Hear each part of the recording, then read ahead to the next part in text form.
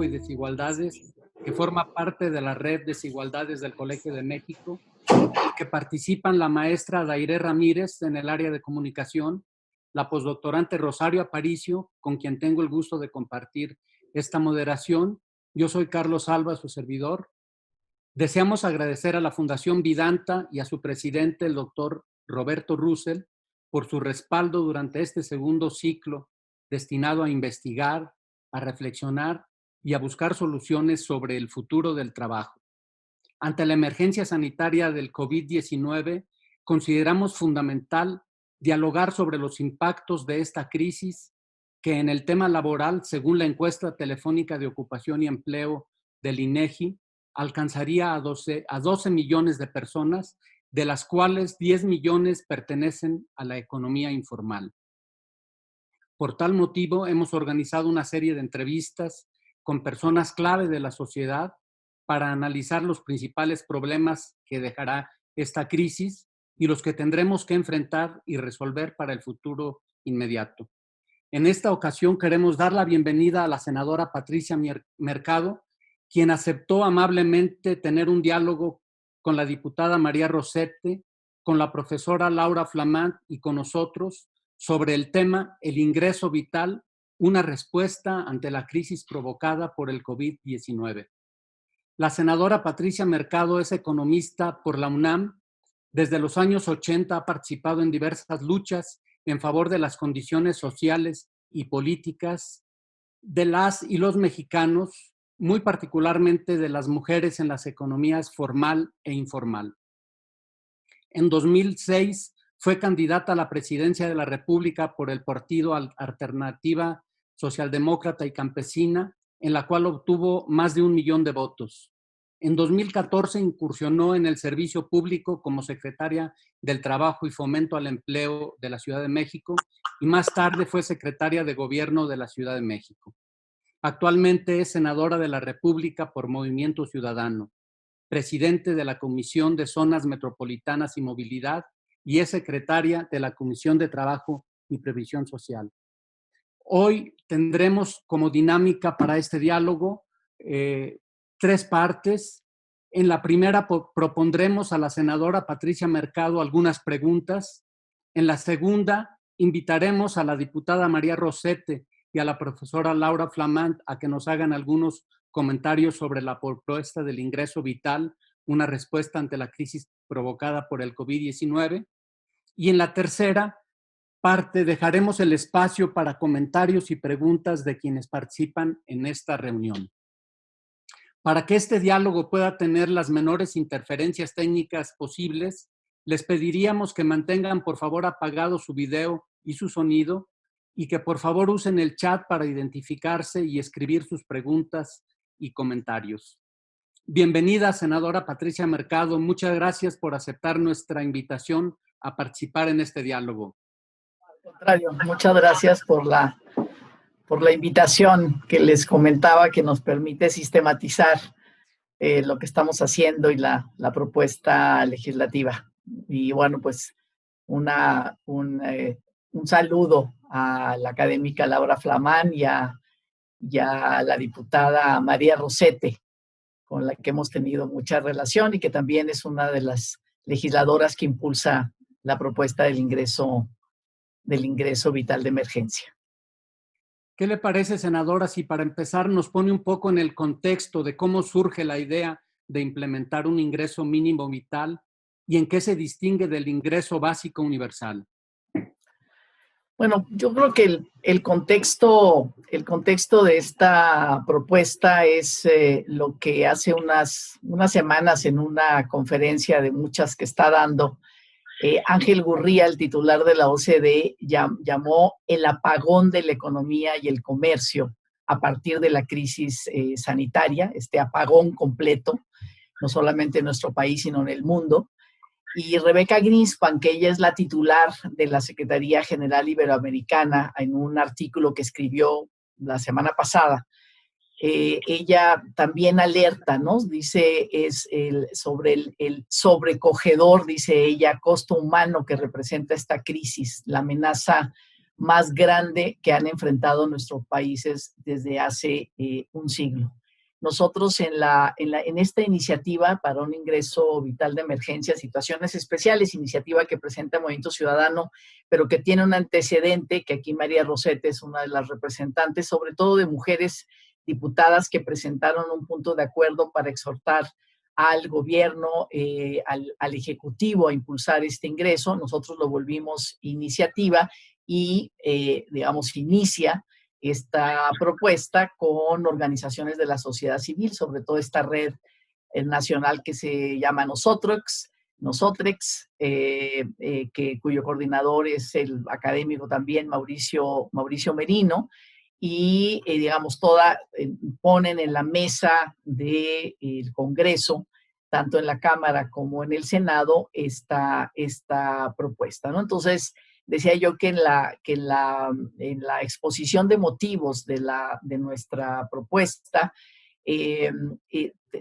hablamos de un impacto devastador, y creo que ahorita lo decías, Carlos, en el sentido de los millones de personas. Hay distintos números, distintas series de expresión, de estadística, pero todas son millones y millones de personas que perdieron su trabajo o que han visto disminuidos sus ingresos, y eso es lo que decimos que tiene un impacto devastador en la ocupación laboral, ¿no? Entonces, el contexto es que los adjetivos de esta crisis sanitaria, económica, pues no son exagerados, ¿no? Un apagón con consecuencias sobrecogedoras y devastadoras, ¿no? En nuestra región, en América Latina, también en algunas de estas reuniones que hace CEPAL, los informes, se hablaban de que podemos, digamos, salir con hambre, con pobreza, con mayor pobreza, y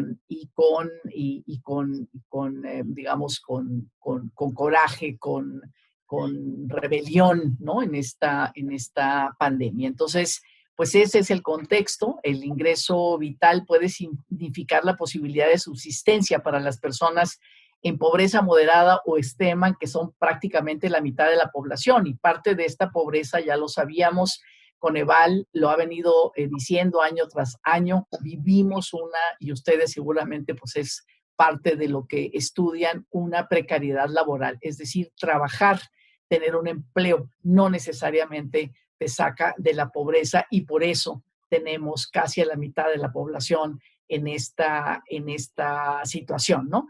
Y por supuesto que esta propuesta es una propuesta que no está compitiendo con los programas del gobierno ante la crisis, aunque a mí me gustaría, ayer sale esta encuesta de seguimiento de los efectos del COVID-19 en el bienestar de los hogares, elaborada por la firma UNICEF, la Ibero, la Red de Acción contra la Pobreza y otras redes y organizaciones, y arroja resultados que me parece que había que tomar en cuenta. El 75.3% de los hogares reportaron no estar recibiendo ningún programa social. El 11% dijo sí, recibimos la pensión de adultos mayores, y el 7% la beca para estudiantes. Entonces, me parece que, digamos, estos datos de esta encuesta que me parece muy, muy seria también, quien impulsa esta encuesta, pues también tendría que decirnos algo en el sentido de que el ingreso vital de emergencia no compite por estos programas, porque hay muchísimas personas que no están en ninguna de estas categorías, ¿no? Puedes tener 65 años, 64, y entonces no tienes la pensión de 68.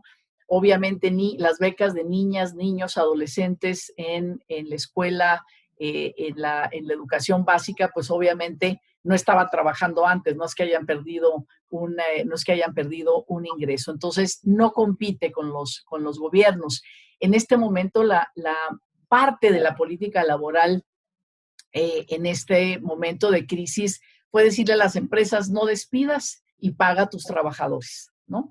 Yo creo que hay algunos sindicatos, afortunadamente, digamos, aquellos sindicatos y aquellos trabajadores que ya tenían una organización colectiva pudieron negociar 50% de salario menos, 70% de salario menos, y el regreso, ¿no? Son trabajadores ya capacitados que saben que van a regresar, pero que finalmente vieron disminuidos fuertemente sus ingresos. Pero entonces la mayoría de las empresas, sobre todo pequeñas, micro y pequeñas empresas, pues no lo hicieron, o sea, no pudieron sostener a sus trabajadores, no por malentrañas, ¿no? Sino porque realmente pues no tuvieron con qué. Ya el IMSS nos dice que hay 10,000 bajas de patrones en el Seguro Social, o sea que son pues estas pequeñas empresas que ya no pudieron seguir adelante, ¿no? Y aparte ya tenemos el dato, más de 1 millón de trabajadores que salieron de la Seguridad Social,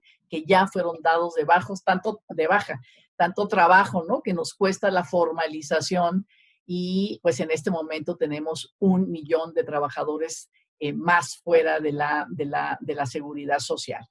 Entonces, la propuesta del ingreso vital nos parece un primer paso en el camino a una protección social que dé un salto a la seguridad social, universal. Ya nos dirá María Rosete, tiene su propuesta sobre vendedores en el espacio público, ¿no? Cómo necesitamos que todos, no importa dónde trabajes, cómo trabajes, finalmente todo el trabajo es un trabajo digno, todo el trabajo debería de ser un trabajo con seguridad, pero para eso necesitamos trabajar por la seguridad social universal, y el salario y el ingreso vital de emergencia por 3 meses en esta pandemia es un paso en el camino a poder tener esta seguridad social universal, ¿no? Y terminar con esta separación entre formales e informales, que todo el trabajo sea un trabajo con derechos.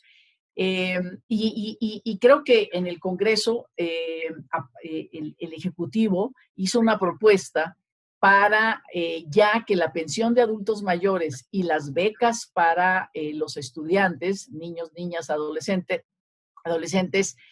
fuera ya un derecho, ¿no? Un derecho universal. Entonces, votamos una reforma constitucional de manera casi unánime hace este mismo año, para que esos derechos sean parte de los derechos en el artículo 4 constitucional. Entonces, ya vamos en esa carretera de la universalidad, pero también esto tiene que tener una relación con el trabajo y no solamente, estos derechos que me parece que son absolutamente legítimos. Por supuesto, votamos a favor. Todo lo que sean derechos universales es lo que ayuda, ¿no? No hay cosa más, ¿qué podrá decir? Más en contra de la formación de ciudadanía que está recibiendo dádivas, programas focalizados, en lugar de saber que ese es tu derecho, que es tu derecho constitucional, y por eso lo recibes, ¿no? Como puede ser la pensión universal de adultos mayores. Ahora, ¿cuál es la diferencia con el ingreso básico universal? El ingreso básico universal es un derecho permanente. Lo que en este momento estamos proponiendo es un derecho a un ingreso de emergencia ante situaciones especiales. Este sería un derecho permanente, es una transferencia monetaria que no necesita justificación, es solo por ser ciudadano de un país, en este caso de nuestro país. No fraccionan los derechos, construye, yo soy, por supuesto, a mí me parece que el trabajo dignifica a las personas y que todos tendríamos que vivir de nuestro trabajo, ¿no? Y por eso un trabajo decente, un trabajo con derechos. Sin embargo, en sociedades tan desiguales, en un mundo tan desigual como en el que estamos viviendo, y creo que esta pandemia lo puso muy transparentemente, ¿no? Como está la posibilidad de que los países atiendan la salud como un derecho vital. Este ingreso básico universal, pues es una plataforma común, ¿no? Es una plataforma común a partir del cual todos nos igualamos, y a partir de ahí puedes desarrollar las diferentes, opciones de vida, ¿no? Entonces, es una propuesta para lograr igualdad de oportunidades a partir, yo decía, de este piso común de igualdad material. y su objetivo es que todas las personas integrantes de una sociedad, de un país, tengan la seguridad de no caer en la indigencia, ¿no? Así como restringir los programas de subsidios focalizados solamente a donde son verdaderamente, digamos, indispensables, y esto financiarlo con impuestos progresivos. Pero bueno, yo quiero insistir, en este momento estamos hablando del ingreso vital de emergencia durante 3 meses. Es establecer el derecho este derecho para las personas en una situación especial, las que perdieron su empleo o vieron afectados sus ingresos económicos, un apoyo monetario temporal. La situación especial es cualquier tipo de contingencia o suceso imprevisto que afecta gravemente la economía, la ocupación laboral, los ingresos o las remuneraciones de las personas, ¿no? Tomando en cuenta indicadores de ocupación laboral, del Producto Interno Bruto, cómo está la suspensión de actividades.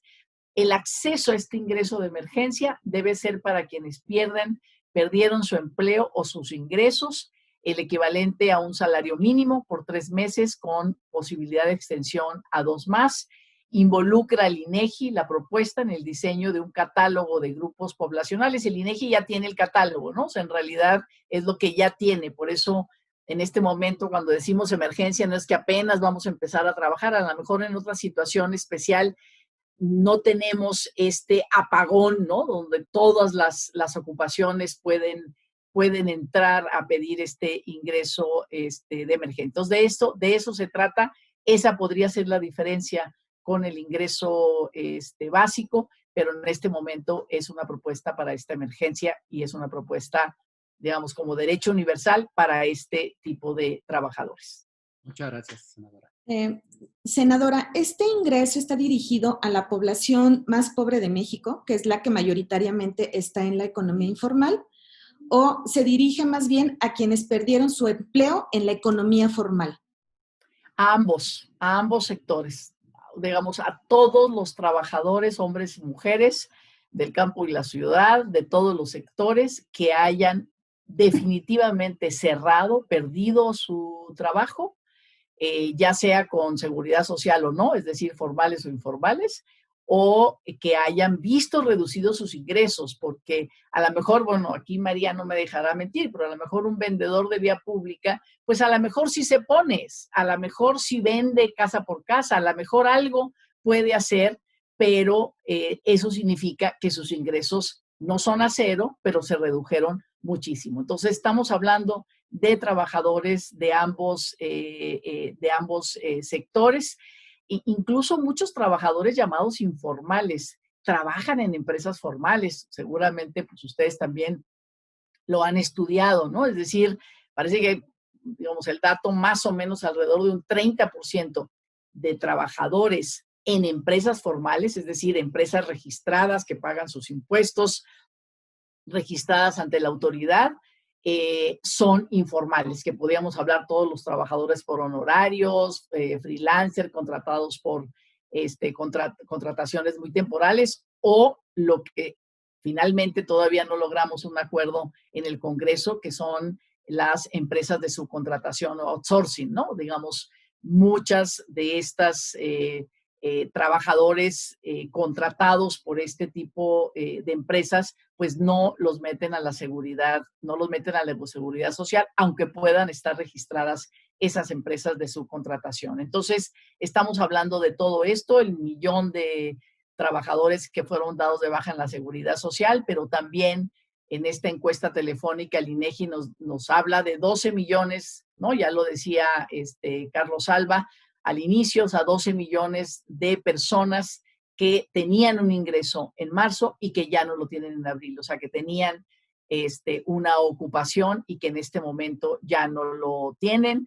Entonces, el ingreso vital nos permite también, ¿no? Como esta recuperación del mercado interno, apoyar el consumo y pues finalmente es decía, para todas las personas de todas las ocupaciones, incluso el INEGI, ahorita que hablaba, bueno, comentábamos antes de iniciar lo del ingreso, tiene registradas incluso a las trabajadoras sexuales como parte de todo su catálogo, cosa que yo no sabía, es un aprendizaje. Yo pensé que era algo que apenas teníamos que trabajar en todas sus ocupaciones, ¿no? Entonces son todas las personas que de buena fe dicen, yo perdí mi trabajo o vi disminuidos mis ingresos, y de esa manera se le entrega la transferencia.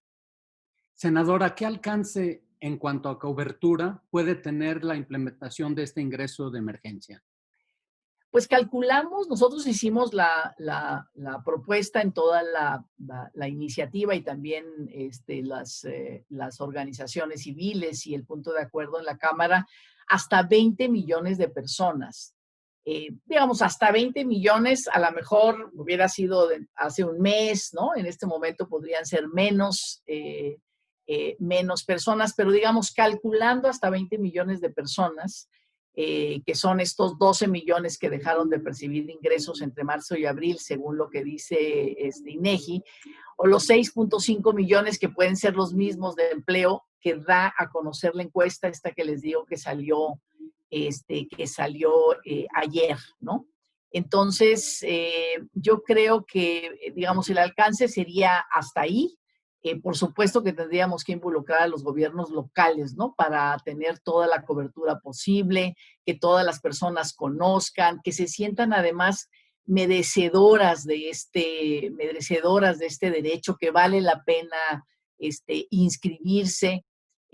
También esta encuesta de UNICEF y Libero nos dicen que las personas no conocen, ¿no? O sea, como que no conocen los programas, no se acercan, a pesar de que hay como tanta difusión, pues finalmente hay una ciudadanía muy poco crédula, ¿no? Entonces, de plano, si no estás, digamos, en la situación ya digamos, de situación de hambre, pues quizás cuando hay despensas, como que la gente, ¿no? Se acerca y dice, bueno, esto sí me han dado siempre, ¿no? Pero ya está otro tipo de programas, no sé, y yo creo que también las organizaciones de sociedad civil, que hay tantas trabajando cercanos a la población, ¿no? Que también puedan ser promotoras de que las personas se puedan inscribir. Pero entonces la cobertura sería más o menos, pensando así en una cifra mayor para podernos preparar sobre eso, podríamos pensar en 20 millones de personas, pero ya pensamos que en este momento podrían ser menos, porque algunas ya están trabajando sobre todo actividades esenciales, ¿no? Construcción, minería y automotriz. Muy bien. Senadora, ¿qué experiencias internacionales existen sobre la implementación del ingreso vital en este momento? Pues hay distintas experiencias, unas pues de países que mejor, ¿no? Porque vamos a decir sí, pero esos países no tienen nada que ver con nosotros. Yo ante eso hemos como hablado más en países más cercanos a los nuestros. Por ejemplo, Argentina hizo un ingreso familiar de emergencia, le llamó, ¿no? Que es una sola entrega para compensar pérdida o disminución de ingresos por la emergencia. O sea, se parece de alguna manera a la propuesta que estamos haciendo. Abarca a personas desocupadas en la economía informal, con ingresos formales reducidos, o que trabajan en el hogar de forma remunerada. Obviamente las trabajadoras del hogar, que en Argentina la ley sobre el respeto, el reconocimiento de las trabajadoras del hogar es muy fuerte, es una de las legislaciones más modelo. Entonces también, digamos, hacen un reconocimiento específico a todas las que trabajan de forma remunerada en los hogares. Esto es Argentina. En Brasil, pues está la ley de ingresos básicos, ¿no? Que es una renta básica de emergencia también por 3 meses para las personas de menores ingresos. Fue una iniciativa ciudadana, eso me parece muy importante, que finalmente pues la ciudadanía se organizó, ¿no? Tiene este derecho a presentar iniciativas y la obligación del Congreso de decidir sí o no sobre el tema, y entonces, bueno, finalmente se otorgó el equivalente a medio salario mínimo, según la información que tenemos, y por cierto, Rosario en uno de nuestros foros lo dijo, ¿no? Son más o menos 2.500 pesos de nosotros aquí en México, casi para 58 millones de personas. Entonces, ahí es ley de ingresos básicos, que es esta renta de emergencia para 3 meses. En Colombia, subsidios a la nómina de las empresas, ¿no? A las empresas que efectivamente se están dando de baja, que están cerradas. Es un subsidio para que para que con este subsidio puedan apoyar con salarios mínimos, con un salario mínimo por lo menos de un 40% a los trabajadores que están cesando por el cierre. En Costa Rica le llamaron el bono proteger, que se otorga en 2 modalidades. Una menor por 3 meses a las personas con jornada laboral disminuida en un 50%, y una mayor para personas definitivamente despedidas, con contrato suspendido, o trabajadores independientes, pues que no pueden seguir adelante por el confinamiento, por quedarnos en casa. En Perú está el bono familiar universal, que otorga excepcionalmente un subsidio monetario a los hogares en condición de pobreza extrema, trabajadores independientes o que no cuentan con ingresos formales. Esto es bono familiar universal.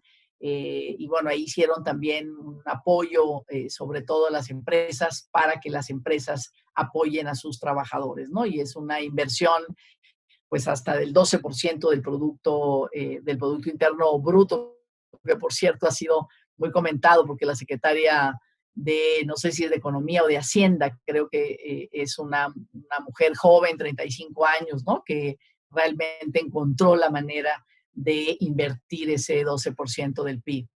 Uruguay, bueno, Uruguay es una cosa, como yo decía, especial. Ahí hay un seguro de desempleo para trabajadores. La mayoría de los trabajadores en Uruguay, las trabajadoras son formales, incluidas las trabajadoras también del hogar, tienen una buena legislación. Y entonces este seguro de desempleo es para todas las personas que se encuentran en suspensión total o parcial de su actividad, para jornaleros agrícolas también, incluso aunque no hayan perdido totalmente su empleo, ¿no? Si vieron reducidos sus ingresos, pero ahí el seguro de desempleo desde antes, digamos, es un seguro que cubre como el 70 o el 75% de lo que ganabas si eres despedido durante 6 meses. Entonces ahí tienen, desde antes, digamos, tenían este derecho universal cuando pierdes tu trabajo al seguro de desempleo. Entonces hay ya una política de protección social muy sustentable, ¿no? Muy fuerte. Y en la Unión Europea se implementó el se llama Instrumento Temporal de Apoyo para mitigar los riesgos del desempleo en la emergencia. Y en ese contexto es que España aprobó un ingreso mínimo, un ingreso vital para la emergencia, pero como pilar de una política de igualdad permanente. En realidad, lo que decidió, aunque es focalizado, digamos, es para la población que gana hasta tanto, ¿no? Pero es permanente. O sea, ya logró, y es familiar, no es individual. Digamos, en medio de la pandemia, a pesar de tener, digamos, programas de apoyo para la emergencia, pues logró, digamos, dar el siguiente paso, que es este ingreso, ahí sí, como el IVU, ¿no? Ingreso básico universal permanente para familias en situación de cierta carencia, ¿no? Así lo está proponiendo España. Pues estos son algunos de los ejemplos. O sea, no se está inventando aquí en México el hilo negro, o sea, es como seguir para pues que esta pandemia no nos retrase en todo lo que hemos avanzado un poco en una política contra la pobreza y sobre todo la pobreza extrema.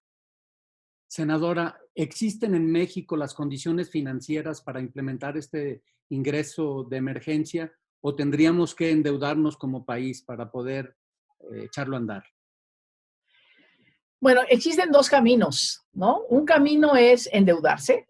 Claro que pues tenemos que, es como el 45 por ciento de nuestro PIB, ¿no? Es el tamaño de la deuda, ¿no? Ya el secretario de Hacienda lo ha explicado en diferentes ocasiones de decir, pues no es lo mismo que se endeude en otros países que la deuda que tenemos nosotros en México, que es el 45% de nuestro Producto Interno Bruto, digamos, de esa manera, ¿no?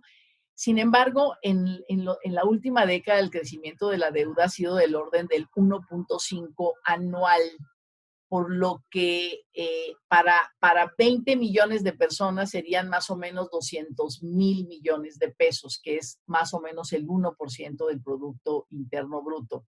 Entonces, pues estamos en una emergencia devastadora, sobrecogedora, ¿no? Se apagó nuestra economía, la gente para volver a tener una posibilidad de ingreso, se les va a ver y se la está viendo difícil, además de que todavía tenemos el problema de salud y lo primero tiene que ser la salud de la población.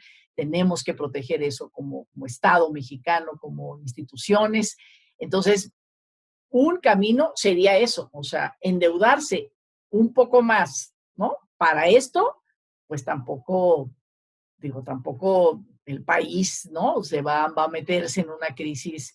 Además, esta Rebeca Greenspan del Secretariado de Iberoamérica decía, ¿no? O sea, los países de ingreso medio como nosotros y como muchos de los países de América Latina, pues también, o sea, no somos de los más pobres, no somos de los ricos, necesitamos también que nos metan el hombro y realmente no nos están metiendo los organismos internacionales. Ahí hay dinero para efectivamente estar en otras condiciones y hacer una política multilateral importante para pues que no nuestras economías no se vean ahora sí que devastadas por el tema de deuda. Entonces, un tema es deuda, que no sería una cuestión, digamos, para llegar a 20 millones de personas que reciban durante 3 meses este ingreso vital, ¿no? Que en un solo hogar puede estar, ¿no? Trabajadores y trabajadoras de distintos, de distintas ramas, de distintos giros, de los informales o los formales, y entonces puede haber una bolsa familiar con estos 3,700 pesos que en este momento más o menos, ¿no? Redondo sería la vigencia de esto. Por ejemplo, se está planteando que los trabajadores saquen dinero de su subcuenta de vivienda o su subcuenta de pensión, más o menos hasta 10,000, 11,000 pesos.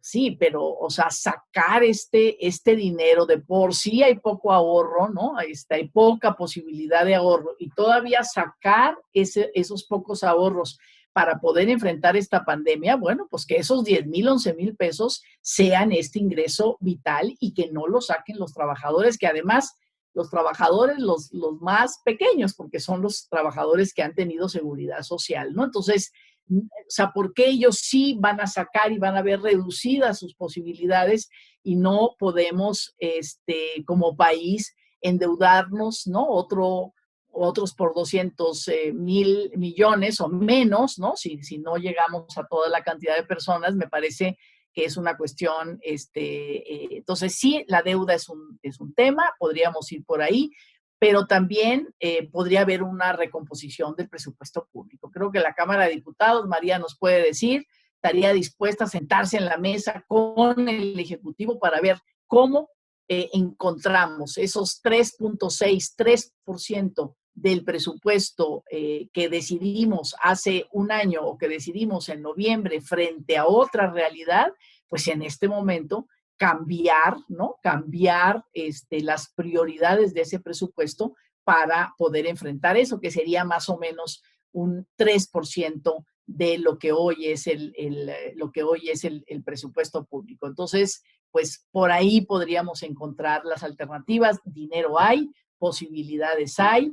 Ya tenemos distintos ya partidas de contingencias y de fondos que podríamos ahí mandar el dinero para que empiece a funcionar. No tenemos que hacer la gran transformación administrativa para una cuestión así. Entonces, pues eso sería desde nuestro punto de vista la posibilidad financiera. Muy bien. Senadora, ¿cómo se justifica este programa frente a los programas de transferencias que ya existen ahora y que fueron implementados por este gobierno? Pues es un poco lo que yo planteaba, ¿no? Que son millones de personas, o sea, es decir, para los y las trabajadoras que han perdido sus ingresos o han perdido su trabajo, pues no hay programas, ¿no? Hay préstamos para pequeñas empresas que ojalá lo usaran para repartir entre sus trabajadores, ¿verdad? Pero son 25,000 pesos.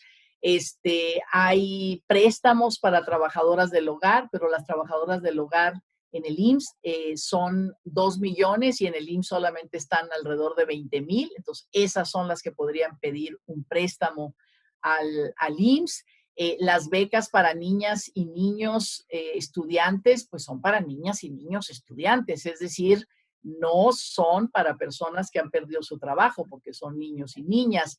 Jóvenes construyendo futuro, pues está muy bien, pero en este momento con las empresas cerradas, pues obviamente que el jóvenes construyendo futuro son jóvenes que se capacitan al interior de las empresas para esta situación. A lo mejor los que ya tenían, las que en este momento ya tenían esa beca, pues está muy bien. No se duplica, o sea, un joven que está recibiendo de jóvenes construyendo futuro, que son más o menos 3,600 pesos, pues entonces no sería un candidato para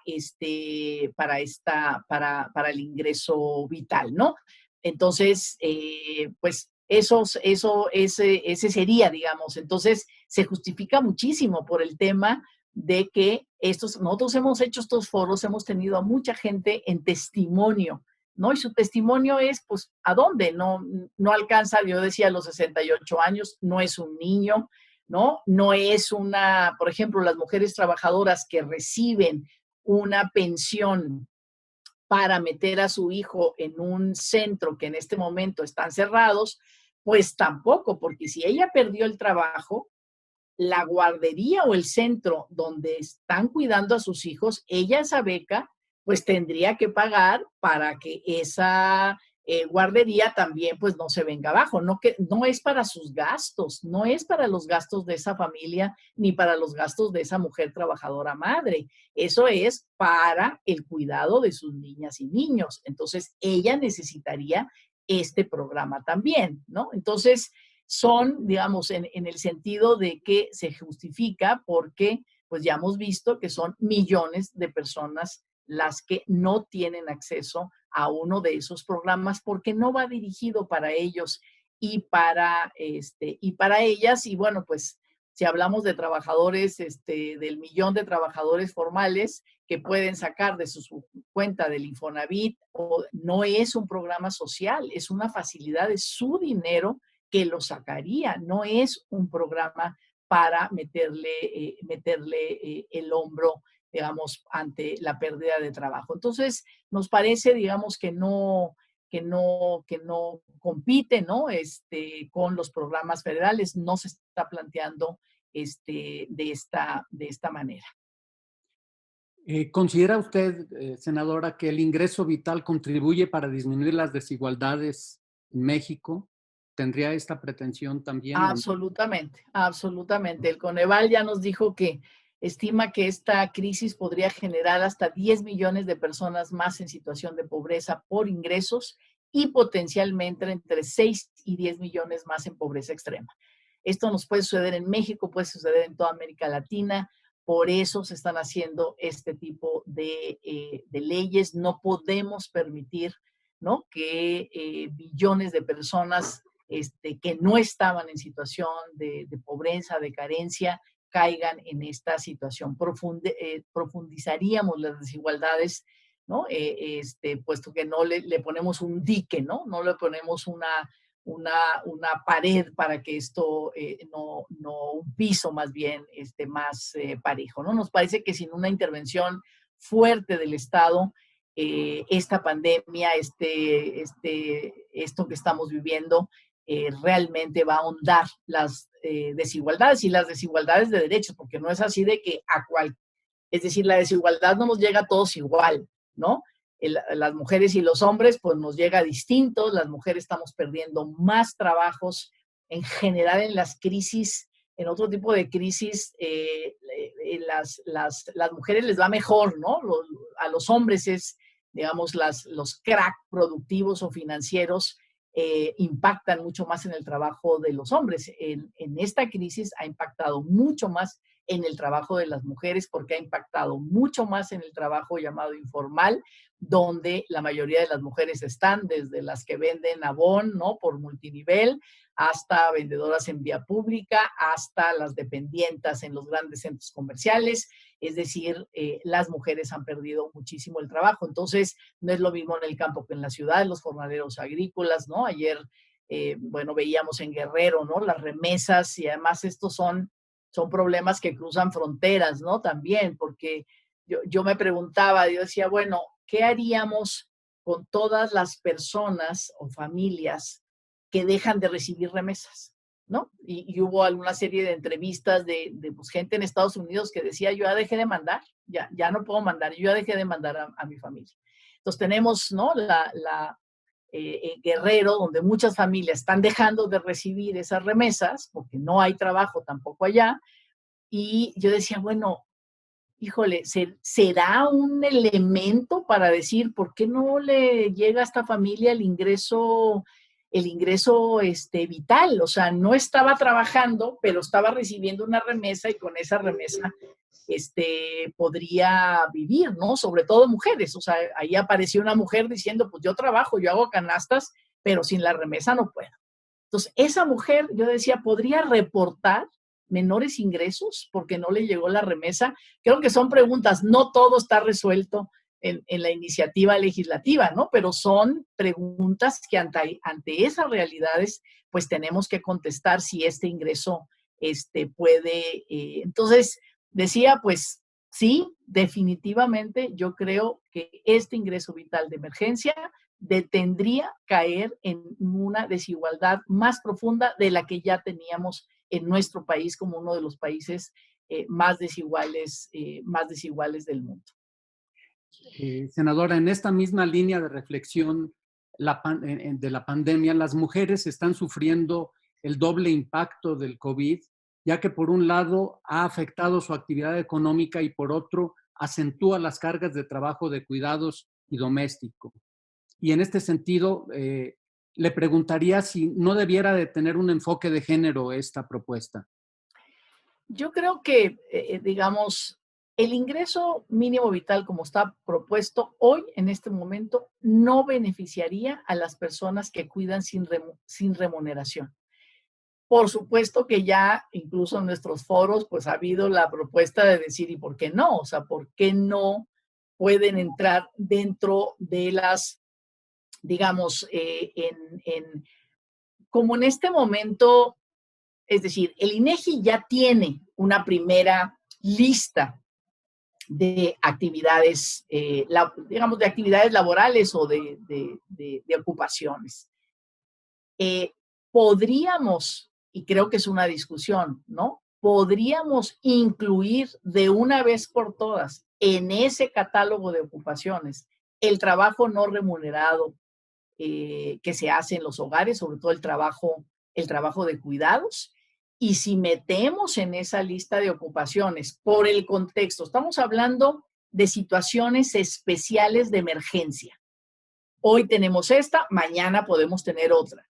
En situaciones especiales de emergencia, cuando el INEGI diga, muy bien, en esta situación especial, este es el catálogo de ocupaciones que se vieron impactadas, ¿no? Entonces, en este momento, incluso el quedarnos en casa ha redoblado el trabajo de las mujeres, ¿no? La jornada al interior de las familias, y hay, digamos, muchos testimonios y datos y estudios que se están haciendo en ese sentido, pues las mujeres han tenido, ¿no? Se volvieron maestras en la escuela, si hay un enfermo, pues hay que cuidar al enfermo. Tú ves a las mujeres llevando a sus maridos, llevando a sus hijos a las clínicas, bueno, muchas veces ellas también, pero digamos, se ha redoblado este trabajo. Entonces, podríamos ponerlo dentro del catálogo de ocupaciones, ¿no?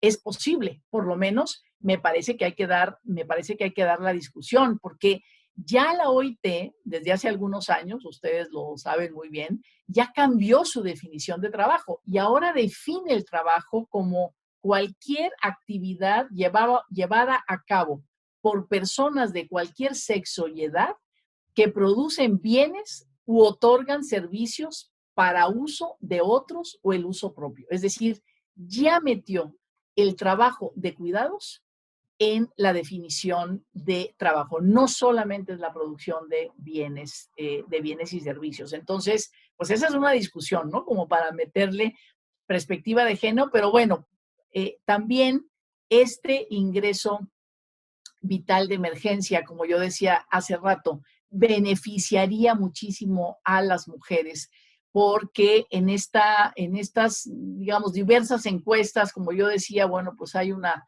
danza de números, pero todos en la misma perspectiva, unos puntos más, unos puntos menos, pero las mujeres en esta crisis han sido más afectadas que los hombres. Ellas un 17%, ellos más o menos un 13% en términos de la pérdida de los trabajos. Ellas 17, ellos 13, y en el sector informal, donde más empleos se han perdido, las mujeres han sido afectadas un 22% y los hombres un 15%. Estoy hablando otra vez de esta encuesta, quizás no hubiera tenido el dato, pero de esta encuesta que hacen la Red de Acción frente a la Pobreza, la Ibero y UNICEF, CIPINA, sobre los hogares, ¿no? Entonces, el ingreso va a impactar de manera preferencial positivamente hacia las mujeres. Sin embargo, me parece que sí es una discusión y es muy pertinente la pregunta que ustedes hacen, ¿no? Si tomamos esta definición de trabajo de la OIT, que ya, digamos, esa es la definición de trabajo, donde los servicios prestados para el cuidado de otros son aceptados, si en esta pandemia, ¿no? Si en esta situación de emergencia, perdón, donde la instrucción de Estado ha sido quédate en casa, y eso implica un redoblar de los trabajos de las mujeres, tanto trabajo doméstico como de cuidado, pudiesen entrar en esta definición de ocupaciones que haría el INEGI. Entonces, en este momento no está planteado de esa manera porque no están planteadas las ocupaciones, ¿no? Lo que dice la ley es en cada emergencia, situación especial, el INEGI hará la lista de ocupaciones. Esa sería, digamos, una discusión en la instrumentación, pero por supuesto que es absolutamente relevante el cuestionamiento, la pregunta que ustedes hacen. Senadora, ¿qué importancia tiene este ingreso vital para las y los jóvenes que se han incorporado recientemente al mercado de trabajo, por cuenta propia o en la economía informal? Pues mira, nos parece que es muy importante para estas personas jóvenes. Algunas combinan estudios universitarios con estas entradas al mercado laboral, ¿no? Por sus familias no pueden apoyarlos e incluso ellos tienen que apoyar más bien a sus familias. Eh, Me parece que, digamos, hay algunos que pues, a lo mejor ya tenían este ingreso, ya se habían independizado, tienen que regresar, ¿no? Y hemos tenido muchos testimonios en este sentido. Otros pueden precarizar sus servicios, incluso incurrir en jornadas más largas, ¿no? Hay sectores vulnerables de jóvenes que pueden, por necesidad, incorporarse a redes criminales, cometer delitos. Eso, digamos, es una posibilidad en su desesperación de no tener nada en la bolsa, ¿no? Mujeres jóvenes también, muchas de ellas madres ya de familia, como madres adolescentes, ¿no? Que necesitan salir adelante. Yo decía esto de ya en este momento, jóvenes construyendo futuro debe de tener pocas posibilidades porque las empresas están cerrando. Algunos jóvenes invirtieron también, ¿no?, en algún pequeño negocio como su manera de entrar al mercado de trabajo, su manera de entrar a conseguir ingresos, y bueno, pues seguramente se están viendo afectados porque necesitan pagar estas inversiones, estos préstamos.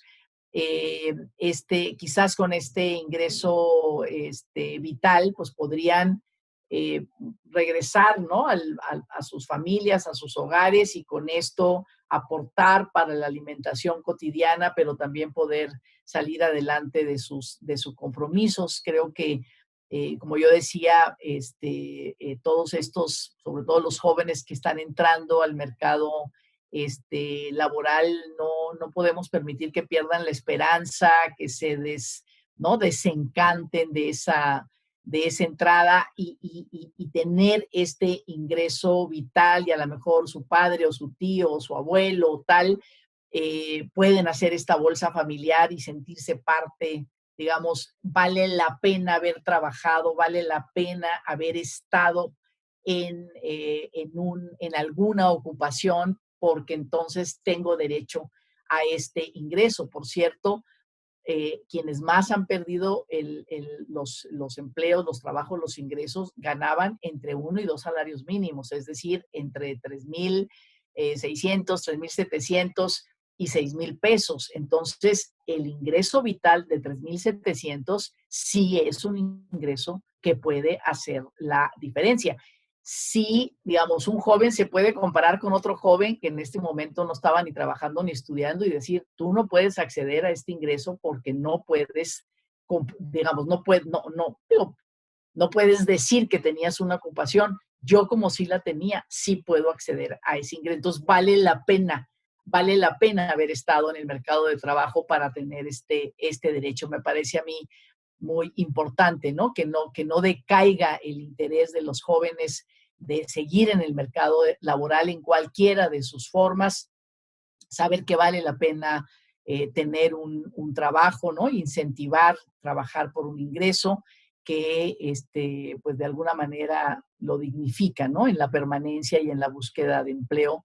Pero si no tienen esto, pues, o sea, no hay ninguna diferencia, ¿no? En mi amigo, en mi vecino, pues, que no estaba, digamos, en ninguna de estas actividades, a yo que sí estaba, no hay ninguna diferencia. No tuvimos ningún derecho distinto, ¿no? Entonces, sí me parece que de alguna manera reconocer que vale la pena estar o estudiando, ¿no? Y ahí, bueno, depende, digamos, de qué edad tengas trabajando, o digo, tu beca, o en el mercado de trabajo. En ese sentido, creo que vale la pena incentivar, y el ingreso vital podría ayudar a eso. Senadora, ¿alguien que nunca ha trabajado en la economía formal o informal podría obtener este ingreso?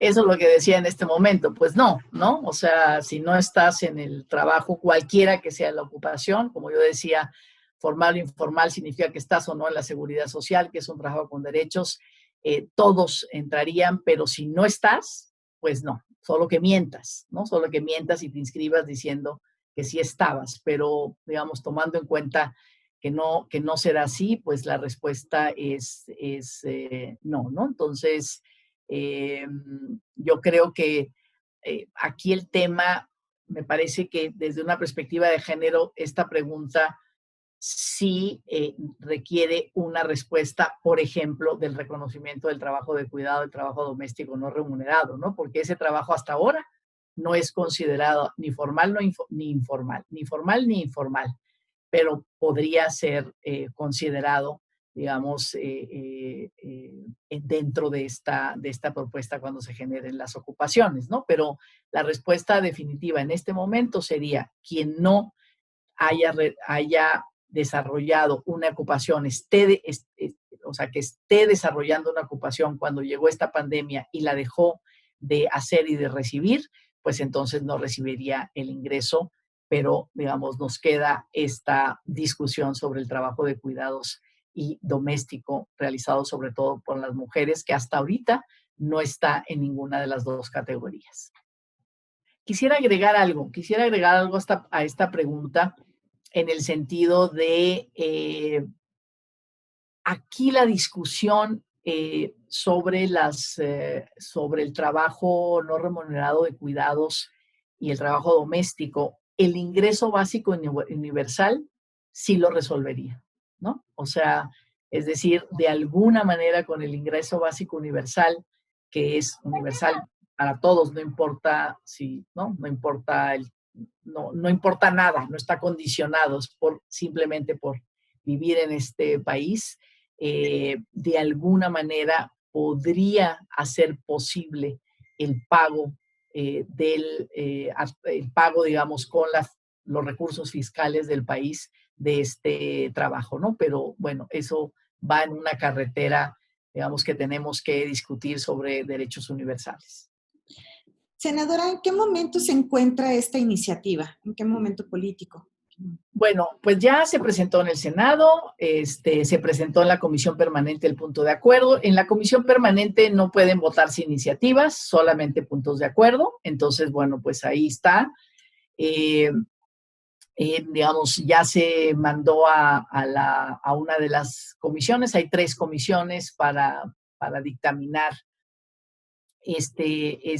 por ejemplo, el punto de acuerdo que metieron las diputadas. Pero bueno, la iniciativa está pues pendiente de dictamen, se mandó a las comisiones de Desarrollo y Bienestar Social y de Estudios Legislativos. Estas comisiones sí podrían reunirse y empezar la discusión. Yo espero que se dé porque también la semana pasada 3 diputados, Porfirio Muñoz Ledo, Lorena Villavicencio y Gabriela Cuevas de Morena, presentaron una iniciativa más en la idea del ingreso básico universal, del IBU, reformando precisamente el artículo 4 constitucional. Entonces también están presionando por ahí, hay otras iniciativas sobre seguro de desempleo. Entonces me parece que, digamos que esto puede ayudar, seguro de desempleo incluso de diputados, senadores de Morena, que es importante, digamos, reconocerlo porque forman parte de la mayoría legislativa. Entonces, pero bueno, en este momento la iniciativa pues ya se pasó a comisiones y bueno, pues hemos tenido un amplio diálogo, ¿no? O sea, seguimos haciendo conversatorios, simplemente desde la fracción del Senado llevamos 12 conversatorios entre estados, mujeres, jóvenes, redes, ¿no? Que llegan los testimonios. Vamos a seguir con otros 8 estados, así, todos virtuales, pero con gente del estado hablando a favor de este ingreso, un evento internacional también, o sea, tener un evento, esperemos, y bueno, por supuesto, invitarlos a ustedes para que participen, donde legisladores, legisladoras de diferentes países puedan estar en un foro también virtual aquí en México, hablando de cómo, ¿no? Cómo construyeron el acuerdo, cómo están sus leyes, cómo se está implementando estos ingresos de emergencia. Así es que, bueno, pues hemos estado ahí con mucho diálogo, esperando, ¿no? Que hasta ahorita no hay ninguna respuesta.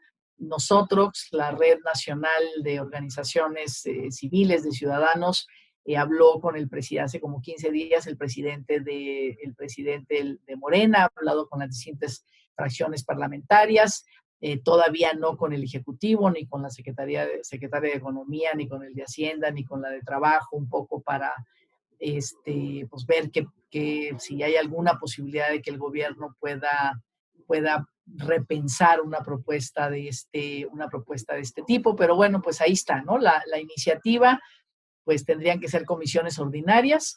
El punto de acuerdo, pues está en la mesa de la comisión permanente. Vamos a un periodo extraordinario. Se está acordando la agenda, sobre todo frente a las reformas, frente al Tratado de Libre Comercio. Y bueno, pues nosotros vamos a empujar que parte de este periodo extraordinario pues pueda ser o el punto de acuerdo, la iniciativa creo que difícil, para que exhortar desde el Congreso al Ejecutivo a impulsar una política de este tipo. En eso estamos. Senadora, muchas gracias por estas respuestas, por estas reflexiones, por estas ideas que nos ayudan mucho a entender de qué se trata este ingreso vital. Quisiera ahora ceder el turno a la diputada María Rosete, a quien damos la más cordial bienvenida para que haga algunos comentarios sobre esta propuesta. La diputada María Rosete es licenciada en Derecho, es diputada por el Distrito 8 Federal de la Ciudad de México, por el Partido Encuentro Social, en coalición con Morena y el Partido del Trabajo. Forma parte de las comisiones de Economía Social y Fomento del Cooperativismo y de Trabajo y Previsión Social como secretaria de ambas, y es integrante del Frente Metropolitano de Organizaciones Populares, y dirigente de la Unión de Comerciantes Ambulantes, los Hijos de la Coalición. Diputada María Rosete, primero deseamos agradecerte mucho todo el apoyo que has brindado al Colegio de México para que podamos hacer diversos tipos de investigaciones sobre la economía informal, sobre las personas que participan en esta economía popular.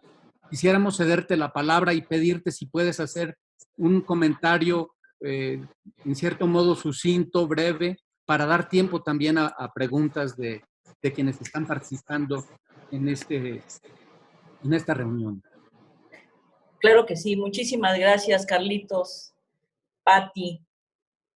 Muchas gracias por invitarme. Maestra Rosario, Aparicio, qué gusto volver a verlos a todos. Pues a mí me gustaría iniciar comentando, primero que nada, Pati, pues ahora sí ya tiene un pleno conocimiento del tema. Es una iniciativa que yo me comprometo a apoyar para que esta camine y podamos salir y sacarla adelante, Pati, porque va a ayudar a muchísimas personas. Y comentar, bueno, pues yo tengo mi apreciación de que esta iniciativa no se debe de ver con egoísmo ni con desdén, sino con vocación de servicio. A eso venimos como legisladores, como representantes populares, y la ciudadanía requiere que atendamos sus necesidades. Algo muy importante que me está causando mucho impacto es, estás mencionando un porcentaje de personas que manifiestan no estar incorporadas a ningún programa social.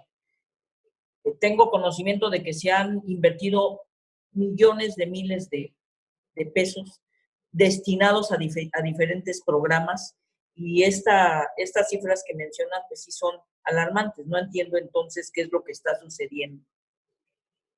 Esta iniciativa se debe de ver desde el contexto de una realidad que estamos viviendo, que ha impactado y dañado a este país en dos aspectos muy importantes, el económico y el sanitario. Yo creo que hacer caso omiso de esto sería imperdonable, y por eso es por lo que yo estoy agradeciendo esta invitación, para que podamos seguir avanzando en una iniciativa que sea de beneficio social y que tendría un impacto muy positivo para la población, porque hay una población que no alcanza los estándares mínimos para sobrevivir, motivo por el cual la sociedad se encuentra intranquila, desesperada, desconcertada y incrédula. La gente no se siente en un ambiente que les dé seguridad, mucho menos estabilidad a las familias, sino todo lo contrario. Vivimos en una situación de pánico, de terror, de temor, porque existe el temor de no poder satisfacer las necesidades en el hogar. La falta de recursos para esos gastos genera la inseguridad y la inestabilidad. Entonces, ¿qué es lo que podemos hacer desde los poderes de la Unión? Tenemos que aprovechar la coyuntura en la que nos encontramos para rectificar todos esos errores. Tenemos que superar las deficiencias, tenemos que diseñar nuevos mecanismos, tenemos que mejorar las tomas de decisiones, modernizar y actualizar el marco jurídico mexicano para hacerlo más incluyente. Me llama mucho la atención el que hayas comentado, y de verdad que lo aplaudo, el que ya se debe de acabar la discriminación en los conceptos de informalidad y formalidad, porque ese es un tema de discriminación y esto no debe de funcionar. Por ello, reconozco desde aquí, Pati, el trabajo que has venido realizando con esta propuesta para expedir la Ley Nacional del Ingreso Mínimo Vital, porque esta ley sería un apoyo para las personas que se encuentran en dificultades económicas y que no tienen opciones justas para obtener los recursos que necesitan para vivir. En diferentes espacios he manifestado que el sector que yo represento, que es el sector de los comerciantes ambulantes, conocido de esa forma, que nosotros estamos pidiendo que se les dé el concepto, que se les reconozca el concepto de trabajadores en el espacio público para acabar con el estigma, pues no han sido beneficiados directamente con algún programa en particular. Y esto pues es también un acto de discriminación. Por eso aplaudo el hecho de que esta iniciativa sea incluyente, porque el delicado momento que padecemos requiere de acciones inmediatas y con un impacto futuro que ayude a todos esos millones de personas marginadas del desarrollo o afectadas por las adversidades o los malos gobiernos que fueron omisos al clamor y al dolor social. Con esta emergencia sanitaria por la pandemia, México necesita de todos nosotros. El poder legislativo debe de asumir su papel de representante popular y voltear hacia toda la población. Si nosotros desde la ley hacemos las adecuaciones legales necesarias, el Ejecutivo deberá ajustar sus políticas de acuerdo con la normatividad. Y millones de personas están lejos de programas sociales. No cuentan con ingresos, como lo hemos venido escuchando, no tienen opciones laborales, como lo he venido observando en los comentarios de las personas que nos están acompañando en esta videoconferencia. Y es triste saber que muchos van a optar por unirse a las filas de la delincuencia ante la falta de oportunidades. Y esto pues todavía va a quebrantar muchísimo más el tejido social y será un factor determinante para la desintegración de las familias. Si desde la ley se mandata el ingreso mínimo, será una obligación del Estado que tendrá que cumplir con esta medida y se podrían implementar. Ya también se ha manifestado una serie de reingeniería de programas y políticas y hacer de este sistema más funcional y justo. Yo creo que es tiempo de cambiar de estrategias, de diseñar políticas más incluyentes y trabajar desde la ley para cambiar muchas cuestiones. Una de ellas, pues, reconocer esta iniciativa como algo que puede prosperar y que puede ayudar en próximas crisis, porque no será la última que vivamos. A lo mejor no vamos a alcanzar a ver otras, pero no será la última. Y de estas, pues vienen otras, yo creo que más crudas, porque esta fue desgarradora. Y desde estos espacios podemos hacer demasiado. Mucha gente está esperando que se reconozca la iniciativa de ley que bien comentaste, la estoy impulsando para que se reconozca el trabajo que realizan los trabajadores en el espacio público y se les dé ese derecho a tener ese reconocimiento y ser reconocidos en la ley. Entonces, yo creo, Pati, que como legisladora estás desarrollando un intenso trabajo de concientización y difusión de la necesidad de que se debe de contar con este ingreso vital, en el entendido de que, vuelvo a repetir, millones y millones de personas lo necesitan porque se encuentran prácticamente en bancarrota. No tienen para sacar la semana, la quincena o el mes, sin considerar que están expuestos a contraer la enfermedad o padecimiento crónico o alguna otra adversidad. En esta situación nos encontramos, hay un clamor diario que la gente se encuentra desesperada, hay una parálisis económica, están sufriendo por no poder salir a trabajar y esto crece alarmantemente todos los días. Debemos de entender que sin ingresos no hay bienestar, si no hay bienestar hay inestabilidad y si hay inestabilidad, el país está en riesgo. Por eso aplaudo esta ley, creo que es una de las muchas soluciones que puede haber. Brindar a la población una seguridad económica mínima es lo que se requiere. Tenemos que explorar otras alternativas en materia laboral que también pueden ayudar a superar las adversidades. Y la coyuntura debe atender el lado social. Y creo que vamos por el lado correcto. Es el momento de hacer a un lado los conceptos de los colores, los intereses particulares. El país requiere de unidad nacional.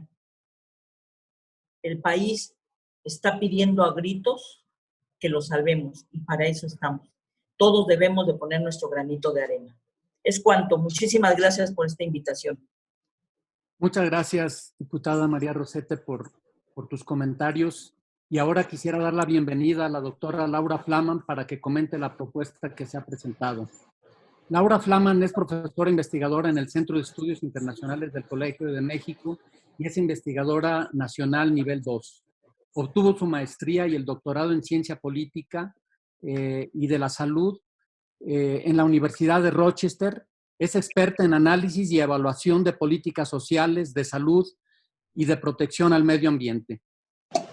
En 2005 obtuvo el premio Nuevas Voces en el Estudio de la Democracia en América Latina que otorga el Woodrow Wilson Center. Y entre sus trabajos puede destacarse el Seguro Popular y Federalismo en México, un análisis de política pública. Laura Flaman es coordinadora de la Red Desigualdades del Colegio de México, a la que pertenece este seminario Trabajo y Desigualdades que organiza estas reuniones. Estamos atentos a tus comentarios, profesora Laura Flaman. Gracias, Carlos. Muchas gracias a la senadora, a la diputada, a Rosario y a todos todas las que nos escuchan. Voy a ser muy puntual y sobre todo quiero llamar la atención a la urgencia de esta iniciativa. Es clarísimo que el gobierno mexicano está haciendo muy poco para resolver la crisis económica que aqueja. Hay muchos datos que ya nos comentó la senadora. La ETOE del INEGI, 12 millones de personas han perdido sus ingresos laborales, 2 millones de empleos formales, la propia ETOE. Más grave aún, el Banco de México, en su informe trimestral, nos dice que la mitad de los empleos urbanos formales, 10 millones de empleos urbanos formales, están en riesgo por el COVID. Es decir, esta crisis apenas empieza. El EQUIDE de la Ibero, los datos de ayer, 1/3 de los hogares en México están reportando que su ingreso ha disminuido 50% o más. Estamos ante una crisis económica sin precedentes. Se ha comparado con el 45, después dijeron que no, que el 33, después que iba a ser peor que la del 33. Se espera, si nos va bien, un 7% de reducción del tamaño de la economía. Entonces, ya se comentó, México está gastando en este momento, según el Fondo Monetario Internacional, 0.8% del PIB, ni siquiera un punto porcentual, comparado con países como Brasil, que está gastando 7.2%, Chile 2.9%. Entonces, creo que es apremiante que nos diga la senadora, la diputada, qué alianzas falta construir, qué consensos necesitamos para que este ingreso mínimo vital, y como ya se mencionó, son aproximadamente 220,000 millones de pesos, 1% del PIB, para 20 millones de personas, se lleve a cabo. ¿Cómo ayudamos desde la sociedad civil, desde la academia, para convencer al presidente, a la secretaria del Trabajo, Hacienda, Economía, que esto es urgente? Me parece que hay que hacer un ajuste de prioridades. La semana pasada que estábamos con el senador Castañeda, Clemente Castañeda, también de Movimiento Ciudadano, hacíamos el parangón con lo que ocurre cuando hay una crisis de salud en un hogar. Cuando hay una crisis de salud en un hogar, pues las personas hacemos lo que sea necesario para salir adelante de esa crisis.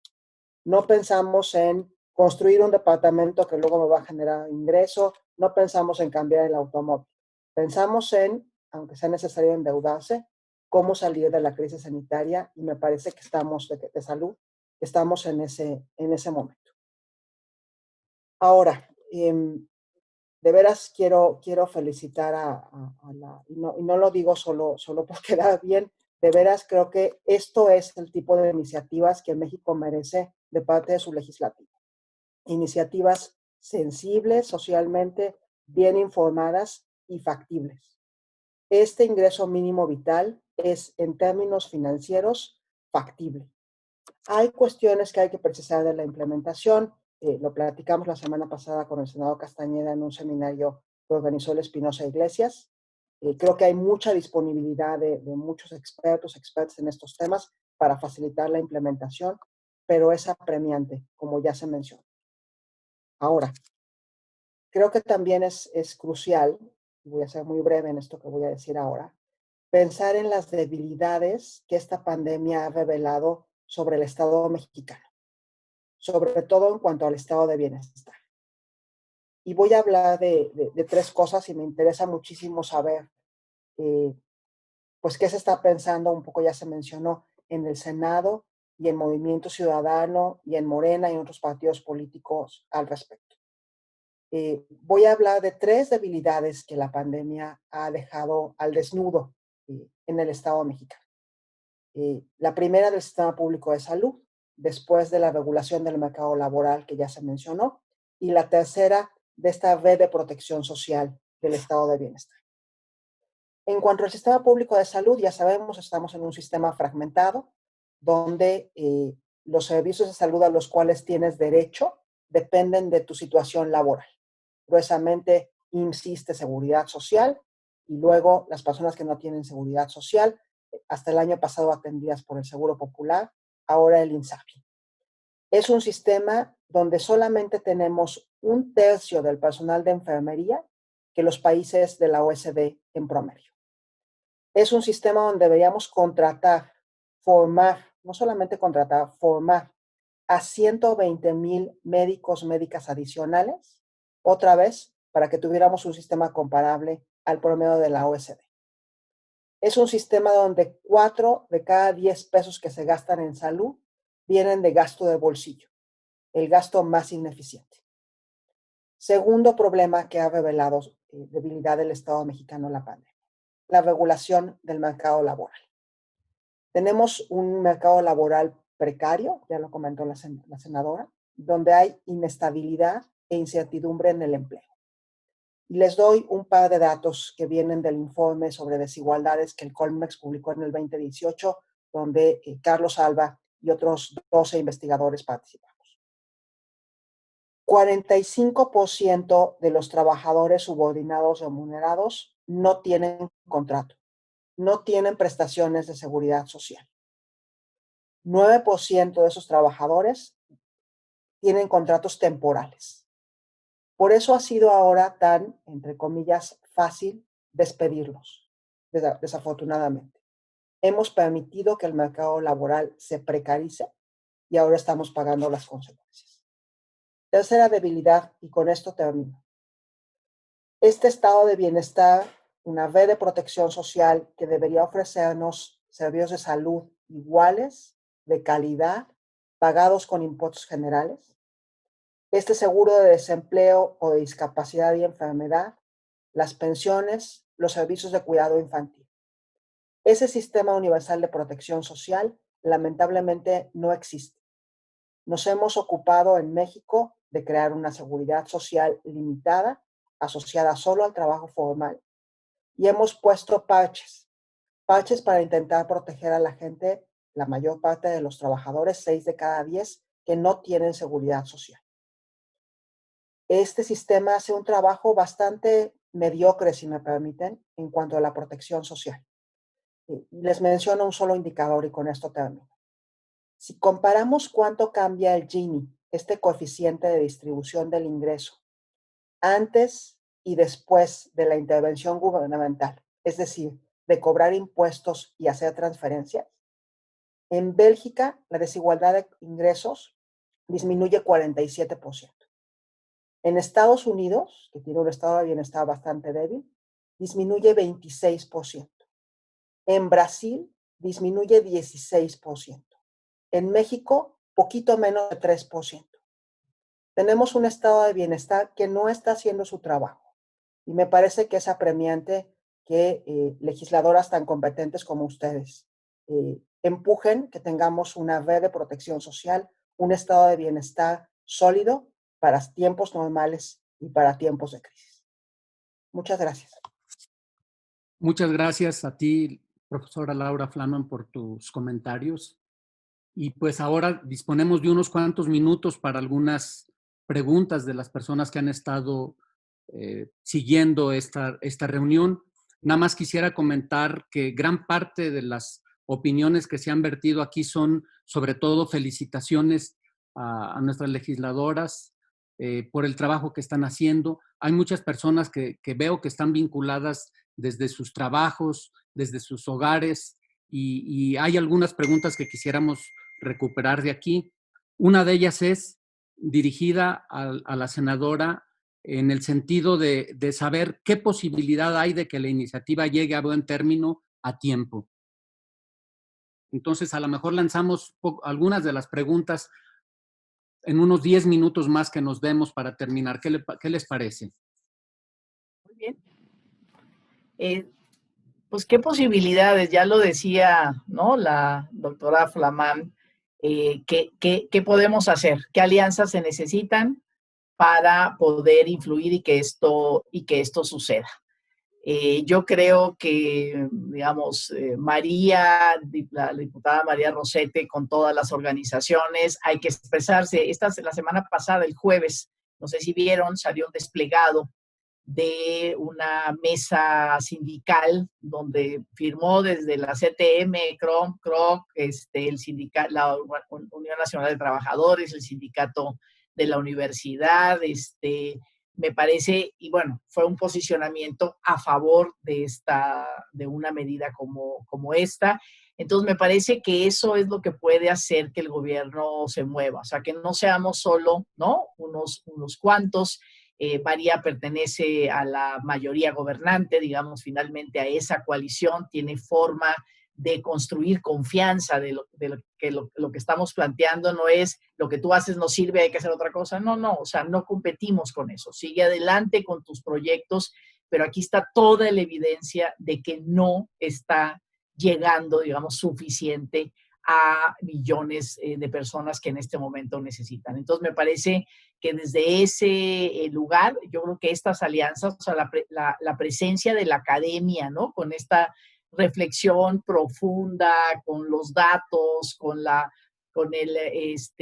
generando además en ese lenguaje, digamos, en el lenguaje de primero los pobres, primero atacar la desigualdad, adelante, de eso es lo que estamos hablando. No podemos permitir más pobreza. Tenemos que salir de alguna manera, ¿no? Para efectivamente, pues, el poquito estado de bienestar que tenemos no se nos quiebre, no se nos quede en el camino, ¿no? Entonces, me parece que no es una confrontación, sino es precisamente para tener en primer lugar a toda, entonces, pues, ¿qué posibilidades hay? ¿Qué puedo decir? Yo creo que todavía estamos a tiempo, todavía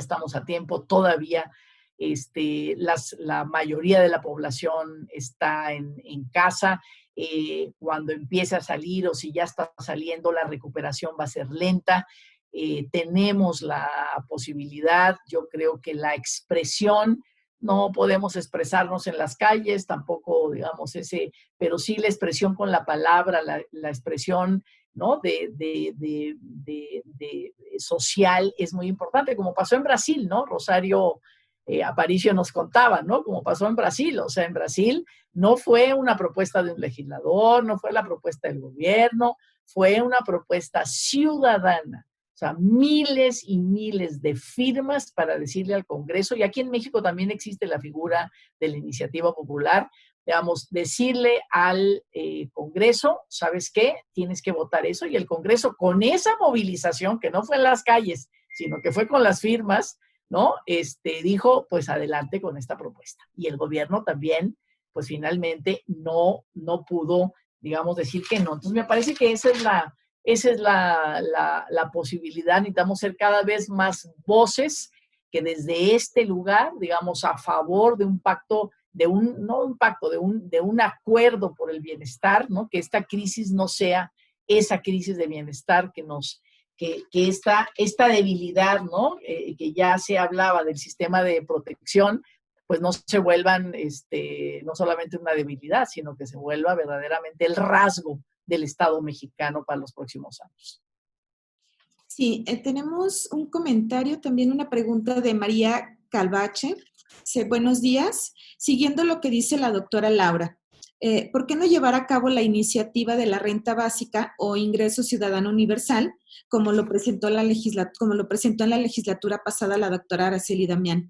Y para fortalecer un piso de protección social, una iniciativa para reconocer constitucionalmente el derecho a la seguridad social universal. Sí, en el primer foro que hicimos, creo que tú participaste, Rosario, por parte de la red, ¿no? Cuando estuvieron Rolando Cordera en el... Fue en el segundo, Patricia. Fue en el segundo, ya. Bueno, una de las cosas que seguro tenemos, o sea, el ingreso vital, que es un ingreso universal para las personas que han perdido su trabajo, que han visto disminuidos sus ingresos, ¿no? No te preguntamos cómo, dónde vives, de qué comes, nada. O sea, es esto para universal. Es como la puerta de entrada a los derechos universales, ¿no? Es como la puerta de entrada para discutir este sistema de protección de seguro de desempleo, pensiones, cuidado infantil. Es decir, la seguridad es como la puerta de entrada a la seguridad social universal, como decía María Rossetti, ¿no? Cualquier otra cosa ya a estas alturas de nuestra sociedad, de los acuerdos civilizatorios que hemos tenido, es discriminación, ¿no? Los derechohabientes y los no derechohabientes, los que tienen y los que no tienen, ¿no? Entonces, me parece que Rolando Cordera decía la seguridad social universal, ¿no? Donde la discusión sobre el ingreso básico es una discusión que tenemos que dar también en un país tan desigual como el nuestro y con lo que estamos viviendo. No es así como, ya cuando salgamos de esta situación, lo platicamos, ¿no? Es para discutirlo en este momento. O sea, es exactamente lo que ha develado, ¿no? Lo que decía la doctora Flamán, lo que ha develado, lo que ha desnudado esta pandemia de lo que tenemos y lo que no tenemos como sociedad y nuestras instituciones, es para discutirlas en este momento, no cuando estemos bien, que ya será tarde, es en este momento y vamos dando los pasos para llegar a estos derechos universales como la renta básica, que hay que, digamos, discutirla, por supuesto. Yo estoy convencida de que hay que discutirla adelante y ir viendo, digamos, cómo podemos realmente hacerla posible, ¿no? Si hacemos posible esto, pues se va haciendo posible los derechos universales y sobre todo la seguridad social universal. Pues hemos llegado al término que nos habíamos marcado para este diálogo con la senadora Patricia Mercado y quisiera preguntarle si tienen algún comentario último de 1 minuto, 2 minutos a la senadora Mercado, a Laura Flamant y a María Rossetti que quisieran expresar para cerrar esta reunión.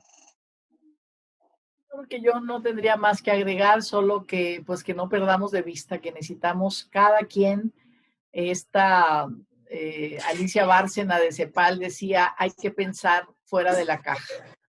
Entonces, que todos pensemos fuera de la caja y que hagamos a lo mejor cosas que no nos podíamos imaginar hacer, imaginativas, pacíficas, que contribuyan para que este ingreso hoy sea posible y luego vayamos discutiendo pues todo lo que aquí se ha dicho. Muchas gracias. Yo, Carlitos, si me das oportunidad, yo sí quiero pues cerrar comentando que estamos en el momento de unir esfuerzos y el legislativo es el camino para que el Ejecutivo lleve a cabo una reingeniería de programas y de prioridades. ¿Qué falta? Que todos los grupos parlamentarios muestren voluntad de solucionar los graves problemas que aquejan a la ciudadanía. Por ello, hago un llamado desde aquí para que todos los partidos que tomemos con mayor seriedad los temas que están golpeando a la sociedad. La gente necesita garantías, necesita trabajo, necesita recursos para vivir y mejores salarios que les den bienestar. Es cuanto. Muchas gracias. Muchas gracias, diputada Rosete. Pues, senadora Patricia Mercado, diputada María Rosete, profesora Laura Flamant, nos ha dado mucho gusto tenerles con nosotros. Esperamos que esta crisis por la que atraviesa México y el mundo nos permita conocer mejor la situación económica y social que viven millones de personas para diseñar políticas públicas urgentes como la que hemos abordado del ingreso vital. Les agradecemos mucho por su presencia y por sus ideas. Muchas gracias a la Fundación Vidanta, que respalda el seminario sobre trabajo y desigualdades de la Red Desigualdades del Colegio de México. Muchas gracias a todas y todos por participar en este diálogo. Nos vemos para la próxima. Hasta luego.